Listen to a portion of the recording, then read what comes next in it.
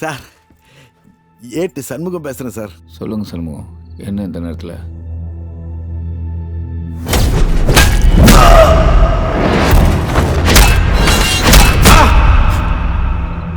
என்ன சொல்கிறீங்க? முதல்ல அந்த அடிபட்ட பையன் இப்போ என்ன கண்டிஷனில் இருக்கான்? சார் கிட்டிக்கலாம் தான் சார் இருக்கார். இன்ஸ்பெக்டர் ராஜன் அவர் கூட ஹாஸ்பிட்டல் தான் சார் இருக்கார். இப்போ அடிபட்ட போலீஸ்க்கு வேறு எந்த பிரச்சனையும் இல்லையே? சார் பிரச்சனை இல்லைன்னு சொல்ல முடியாது சார். ரொம்ப அடிக்கிறான் சார், கண்ட்ரோலே பண்ண முடியல சார். சரி, நான் உடனே அந்த ஸ்பாட்டுக்கு வரேன்.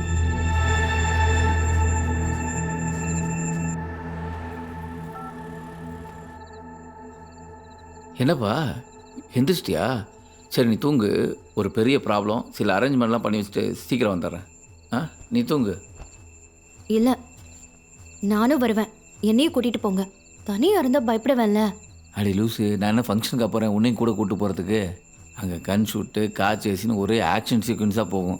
நீயும் வந்து எனக்கு பார்த்து பார்த்து மயங்கி விழுகிறதுக்கே நேரம் சரியாக போயிடும். நீ வேணால் ஏசியை ஃபுல்லாக போட்டு இழுத்து போற்றி படுத்து தூங்கு. என்ன சரியா? திடீர்னு முழிச்சிட்டேன்னா பயப்படுவேன்ல. வேணா ஒன்று பண்ணு, டிவி ஆன் பண்ணி போட்டு பாரு. அதில் வர கேரக்டர்ஸ்லாம் கூட இருக்கிற மாதிரி ஃபீல் பண்ணிக்க. டயர்ட் ஆகிட்டேன்னா படுத்து வைக்க. என்ன சரியா? என்ன அப்போ நீங்கள் என்கிட்ட பேசக்கூட மாட்டீங்களா? அட செல்ல குட்டி, உன் கூட பேசாமல் வேறு யார் கூட பேச போகிறேன்? ஃபோன் பண்ணு, பேசுகிறேன். என்ன